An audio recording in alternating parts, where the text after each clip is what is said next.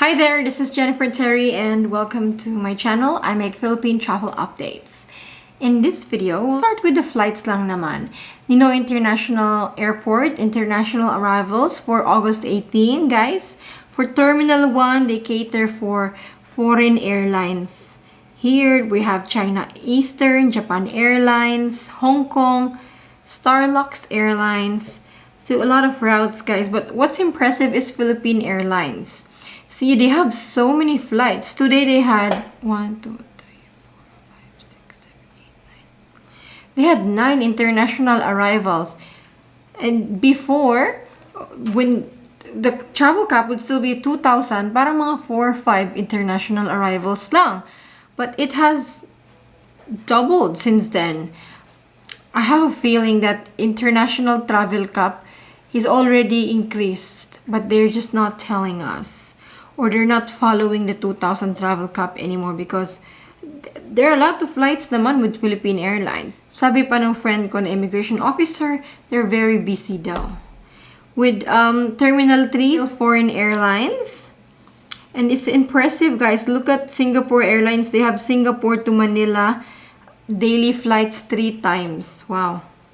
You know, if you want to check out if this airline has regular flights to the Philippines, you can visit the Ninoy Aquino International Airport Facebook page. Every day they post international arrivals, commercial flights. If you can see that some flights are regular, no, every day halos may flights. They have a schedule. Just saying. With the Cebu naman, Cebu Mactan International Airport posted today their international flights. As of August 18, the frequency, there's Qatar Airways 5 times, Emirates 2 times, Scoot 2 times, Cathay, Jeju Air, Jin Air, and Philippine Airlines. There's Los Angeles to Cebu and there's San Francisco to Cebu. And then there's Narita to Cebu on August 21.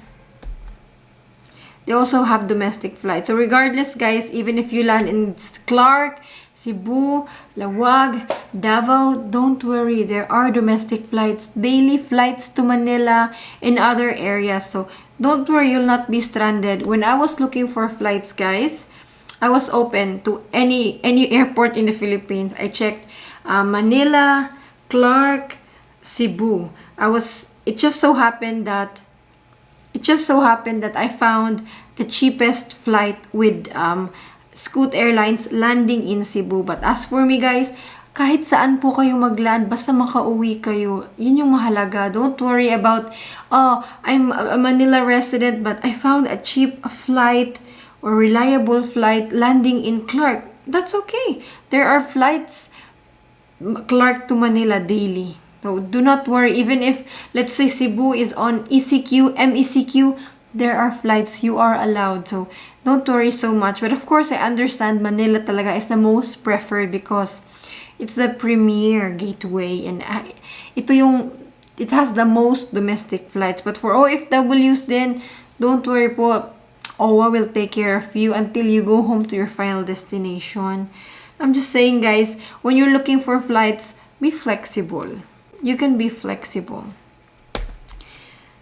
Now, let's talk about Cebu. The other day, we talked about how Governor Gwen has this new executive order requiring all entry to Cebu airports all throughout Cebu province, including Mactan Cebu International Airport, that they must hold a negative COVID test result, antigen or RT-PCR.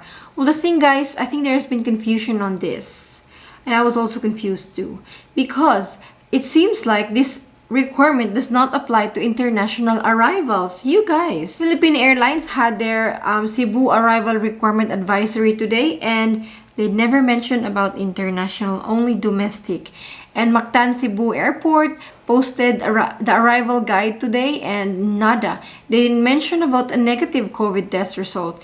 So you know what, government is never really clear in their announcements. They should have put in the very beginning that's only for domestic travel within the Philippines. Just wanted really to clarify that Cebu requirement. No, it's not required. Apparently, it's only for domestic travel within the Philippines. And let's say if you are oh, I'm from Davao, I'm going to Australia, but I have a transit in Cebu, then I must comply with the negative COVID test result. That's it. But if you are coming from abroad, landing in Cebu, you don't need it. So no, at least it has been clarified. The executive order wasn't really clear whether to whom it does apply, no. But at least now it's clarified. So those who will be traveling to the Philippines or to Cebu, don't worry about the negative COVID test result. As long as it's not required by your airline and your transit country, then you don't need it. For foreigners, there's been an ease on restrictions a little bit on those who are working in the Philippines or those who are hired to work in the Philippines but are still abroad. So this is the 9G visa.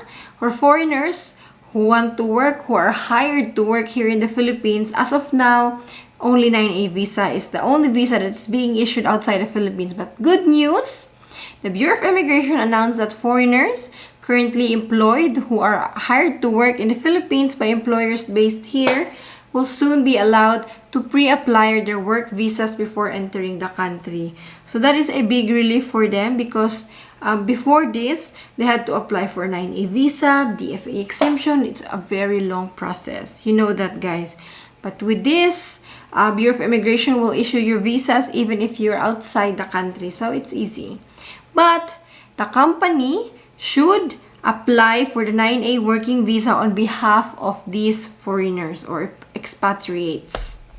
With the promulgation of this new policy, the would-be expatriates bound for the Philippines will be able to apply for their working visas, which they would present when they enter the country. So your hiring company will have to coordinate with the Bureau of Immigration for your visas.